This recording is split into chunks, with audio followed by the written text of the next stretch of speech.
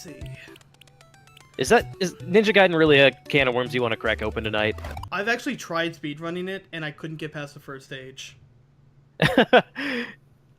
It is a really hard beginning, but I'll try it. Oh, I'm not saying you gotta speedrun it. This game is actually relatively playable up until, like, oh, I don't know, stage 6? Oh yeah, I'm actually, like, pretty good at it.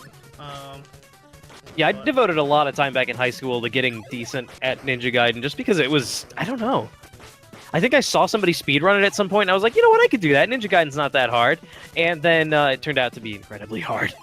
The same guy who does Mike Tyson's Punch-Out also does... he did pacifist runs of Ninja Gaiden.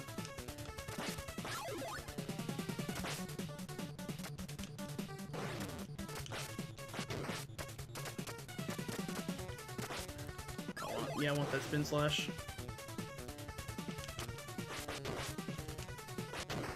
It was a really nice trick, but I can't remember if it was in the first game or the second, where if you held up and kept slashing in the air, you could basically yes. damage bosses about as quickly as you could press the button. Yeah, I have a little bit of... I'll try doing that in the start of the next stage. Yeah, I think that's what speedrunners use, just because it's quicker to do that than to use the spin slash. Yeah. Oh, I'm fine with Super Mario Bros. Yeah, same way Spin Slash can do that. Bros. Bras.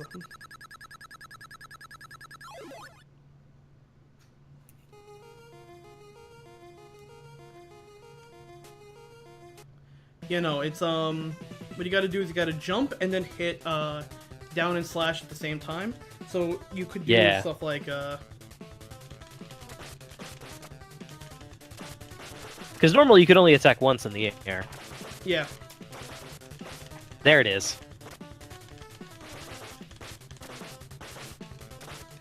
And basically what you gotta do is you gotta hit down and B, like... You're jumping, you're slashing, you're hitting down to cancel your slash, and hitting B again to,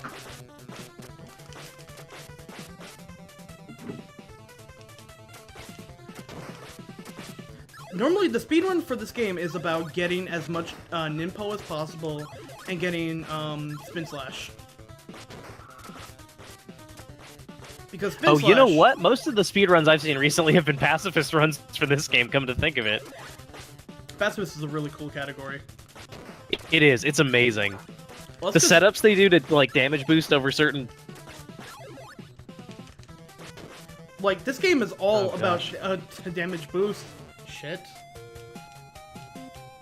Oh, Not one of the better known ones right there. Ninja Gaiden.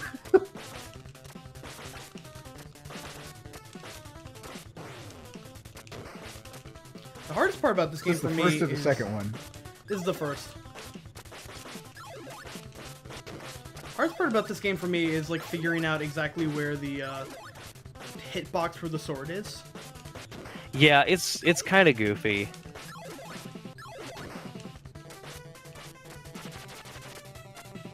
It's not, like, exactly at the tip of the blade, like you'd expect. Mm-mm.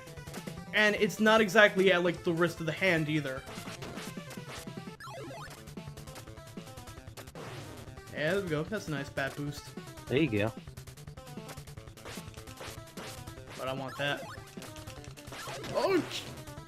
You fucking dog.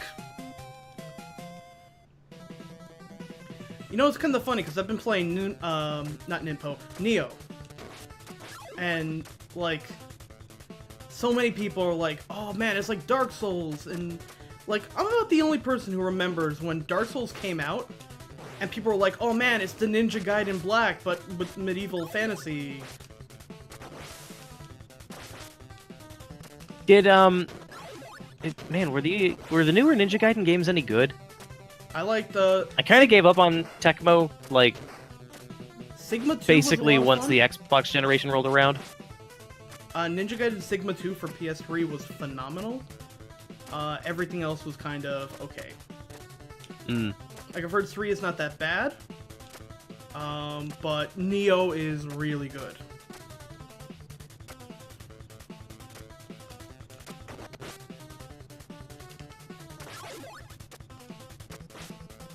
want this Spin Slash. I've got a soft spot for Tecmo because they made a lot of the games that I liked, but they don't do anything with them anymore. Like, they don't do anything with Monster Rancher anymore. They don't do anything with Kagero anymore. Kagero? Which one was that? That was the Deception series. No, they made the fourth Oh! one. They made one just recently. Did they? Yeah. Was it any good? Kagero 4 Deception. Apparently it was pretty good.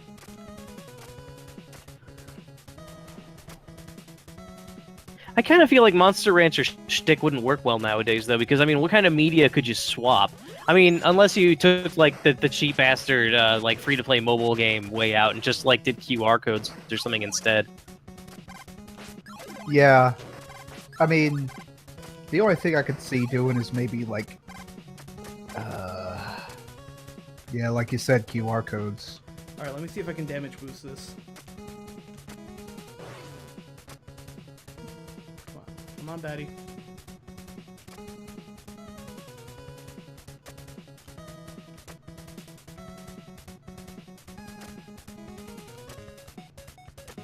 Alright. Your sense of self-preservation is just too strong. Can't die.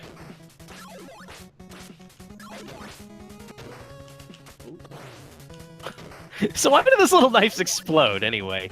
No idea. Who are these people?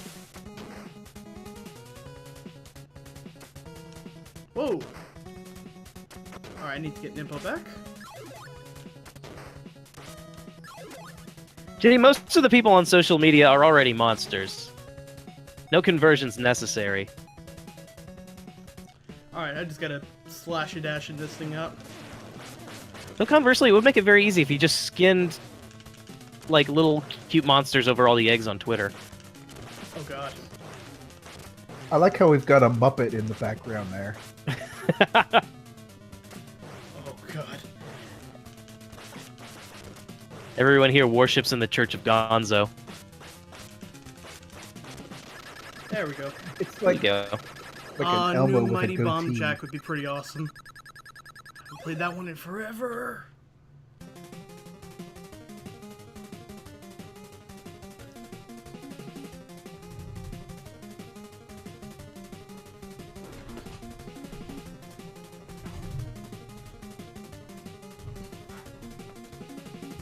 This is like one of the first NES games to have like a real story to it too. Like with cutscenes. Yeah, I remember and- that over the actual gameplay was what everybody was exonerating Ninja Gaiden over, not it being like Nintendo hard, but just like having cutscenes and the story. Bar was pretty low back then, wasn't it? Yeah. And here we go, time for the jerk bird. It's bird time. I mean, we make fun now, but I imagine this was kind of cutting-edge stuff back then. Especially Literally. since we were just coming off a generation of machines that just, like, went beep and had, like, 3 colors. I mean, it's ZX cutting edge. Spectrum, you It's- mean? Yeah. Yeah. It's cutting edge literally because we are cutting up some stuff.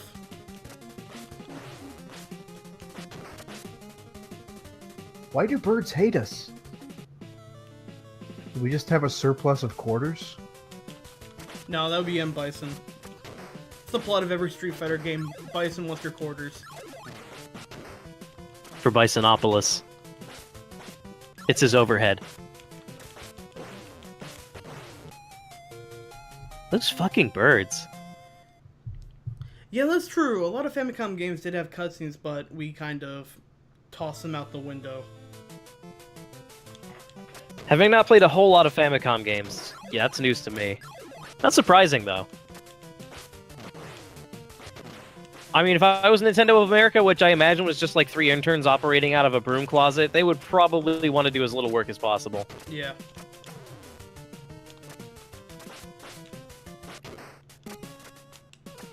Probably some Samurai Pizza Cats levels of rewriting and just omission. Back then, who was going to Hey. be able to tell the difference? Hey, don't talk shit about what they did with Samurai Pizza Cat. I think it's actually better what they did with Samurai I think Pizza Cat. more shows should follow that example of They should. localization. Like, so they had the Japanese scripts, right? But they didn't have anybody to do a translation. So what they did was they just watched the episodes and just made it up. Which I is like know. a really loose translation. There's like one episode where they get a message, and it's in Japanese, of course. And they are supposed to like read the message and panic, but in like the American version, they panic because it's in Japanese and they can't read it. So pretty much they pulled a Mighty Morphin Power Rangers and just made shit up. I love the just make it up style. I wish we had more of that. I mean, the only one I can think of otherwise is that Ghost Story one that came Also, out in like nice the quip early about- 2000s, I want to say. Nice quip about Vega instead of Bison. That's clever shit. No, the only other one that did this really well is the Crayon Shin-Chan. Oh my god, I Adult Swim. love the Shin-Chan. Because when they brought Crayon Shin-Chan over here, they tried this once, I believe, with just like a straight translation, and the audience Hated it. that Crayon Shin-Chan is made for does not exist in America. Yeah. Like in Japan, it's like this really just kind of cute slice of life kind of stuff. And It is a when they lot brought of it over poop. to Adult Swim, it's It's a the lot complete. of poop jokes. Crayon Yeah. Shin-Chan is like 95% poop jokes. I think that would have an audience on Adult Swim, but the Like, they raunchier even version they came just- up with is pretty good too. Yeah, like there's this one kid that I guess in the Japanese version is supposed to be rich, and in America they just make him like really into politics, Yep. like kind of like a bourgeois class, just trickle down theory and all these kind of Yeah, they made him a little Political- Republican. yeah. Because that's... And like he even comments on it in one episode. It's like, oh, what kind of kid is this? He knows all this political stuff that no kid should ever know. Hey, free one up. Oh god, someone put, put part of a, I forget exactly what Mario game it is. But someone, like, if you look at the Mario, guide, like the booklet that came with it, it's them trying to explain how 1-ups work, and it just says, like, Mario gets his man if you get this mushroom. So naturally I take that and edit it to be a cover of a romance novel called Mario Gets His Man. I have never called it or never heard it called a free man, but that's what they did in the instruction book. It's like, this is a free man mushroom. Listen for the music that tells you that Mario got his free man. I think the most archaic one is Free Game. I've heard that Yeah, quite a bit. there's like no consistency to what they call it. There's like 1-up, which is, yeah, that makes sense. 1-up is what I always said. There's free man, there's extra life, there's extra man, there's extend. Extend makes sense in like in its very specific connotation. These are the kind of things we should really be worrying about in contemporary video game issues.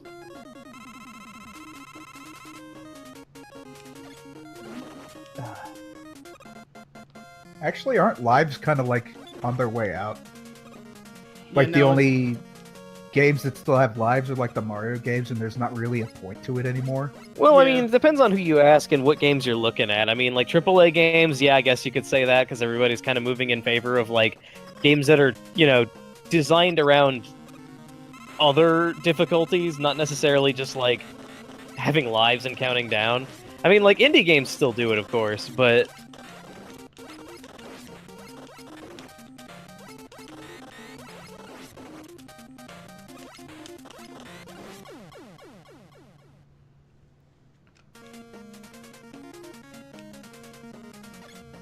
So everyone I know is like Metal Man is the easiest fight, and I think they're full of shit. I know you can like goad him. well, into if you attacking. if you just stay all the way to the left side of the screen, he's pretty manageable because you can jump over his cogs pretty easily. Oh, blades, I'm sorry. Um, Now they look like cogs. I never really considered him the easiest by any stretch, but you get the Metal Blade from him first, which completely tears through this game. Yeah. Isn't his thing is that his weapon is strong against every man? He can two-shot himself. More or less. Yeah. Like, they specifically made him to be stronger to every other robot master. I don't know about that. I don't think they gave a lot of consideration to the balance of weapons in old Mega Man games.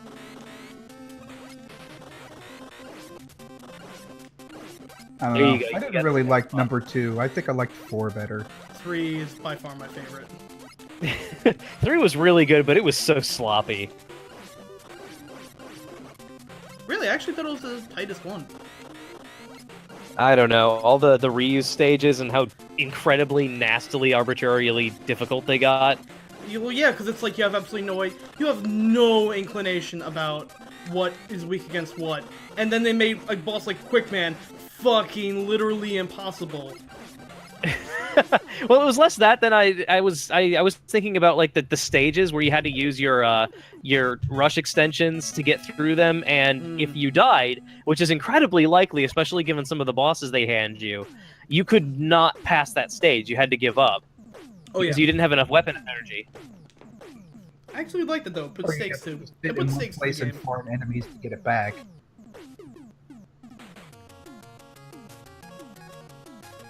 I'll always be partial to Mega Man 5, even though a lot of people consider it one of the easiest ones. Oh yeah, we're not doing this on normal. We're here. We're in it to win it. This isn't baby mode night. That's tomorrow. I will say one of my favorite things about Mega Man X though, which is 3 and X are my favorite 2 Mega Man games of all time. Well, How do you feel about Mega Man X6? Oh my god, Dave. I didn't hate it as much as I hated X7. It wasn't a good game. I'm sorry, they never released a Mega Man X7. No, they didn't. Went right to X8, which, I'll be honest, I think X8 was a really underrated game. X8 was pretty damn good. Considering, like, what it had to follow. Nearly everything it did were, like, really good improvements. Yeah, I mean, when X7 just kind of dropped the bar to the ground, X8 picked it up pretty well. Like, I kind of regard it the same way as like Mega Man 8, where like it's a great game, highly underrated, but not exactly flush with the rest of the franchise in terms of how it played. Yeah. Well, Command that Mission actually thought was pretty goes good too. back to Mega Man Legends too.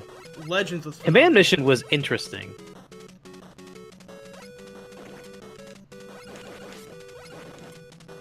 What about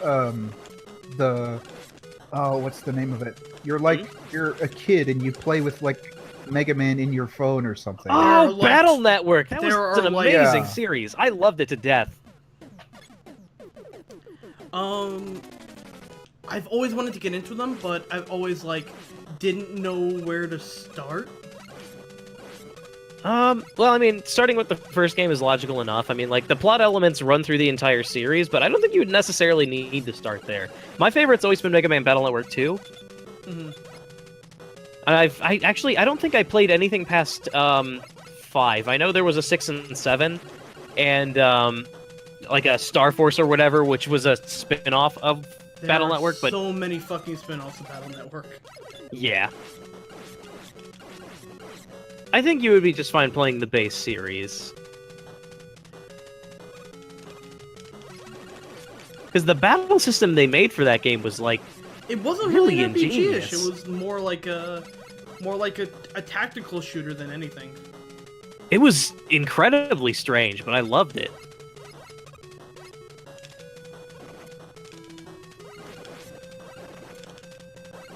Yeah, we're breaking up the metal. I mean, I don't know why you would. These things have so much health, and Metal Blade is practically infinite.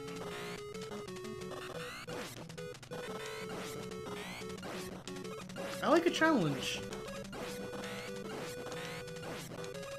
Mega Man 2 in itself is a challenge. It doesn't matter what weapons you use. Good point. Oh, time to go through the ladder to hell.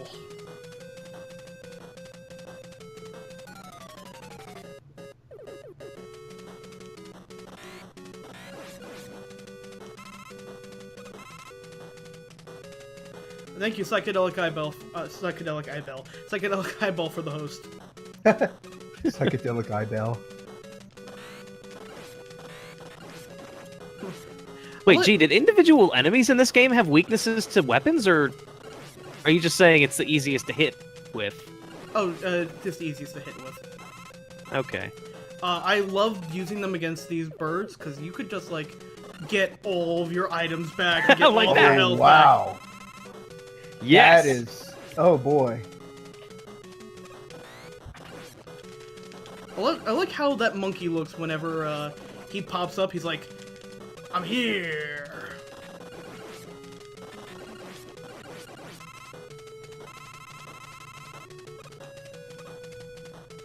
I was waiting for that thing to mess your jump up. Man, if I you, have like, no jump, idea. If you jump and grab an item, you'll, like... I was just waiting for you to fall short and fall off. Well, because when you grab a power up, it actually yeah, it cuts your jump arc short. So I'm like, oh, I'm gonna die.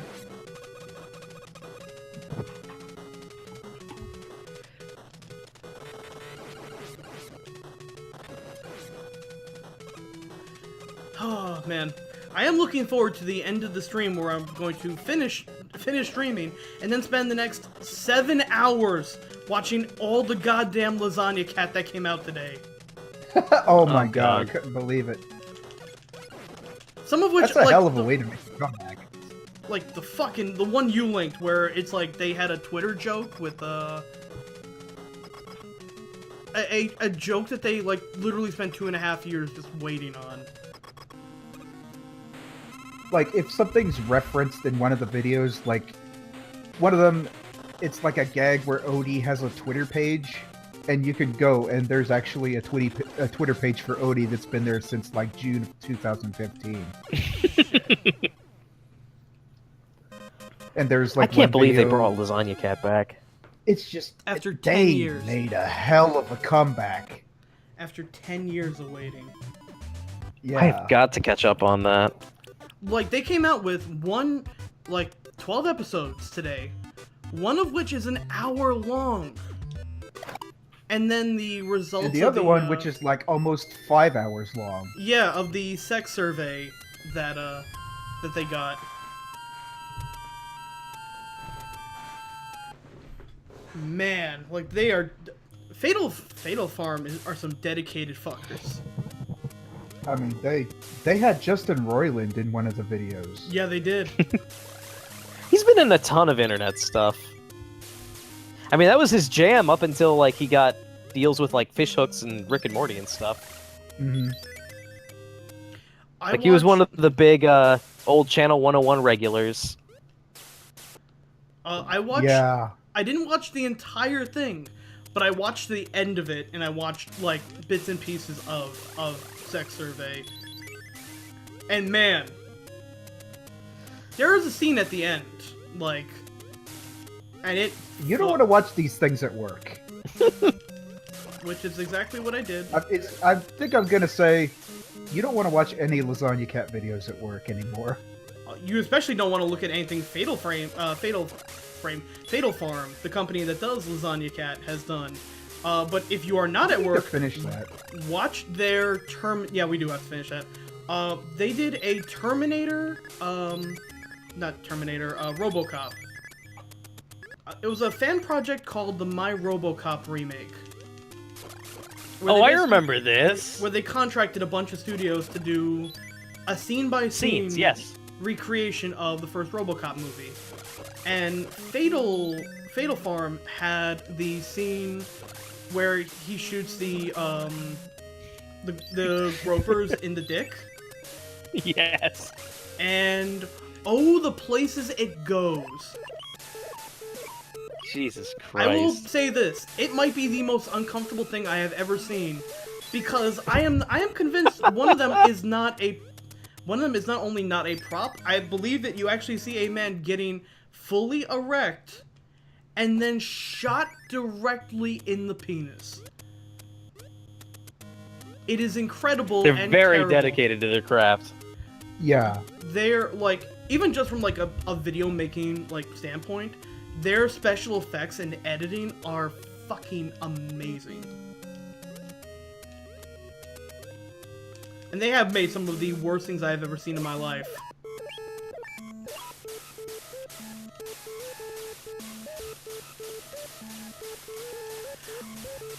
Uprising was such a good game.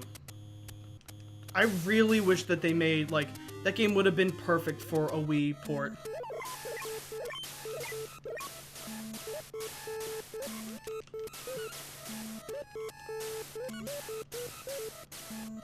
Oh, I forgot I could go through that because I'm an idiot.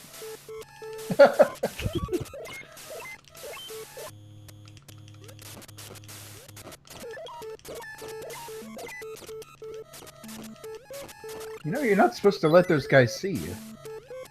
Eh. I'm finished.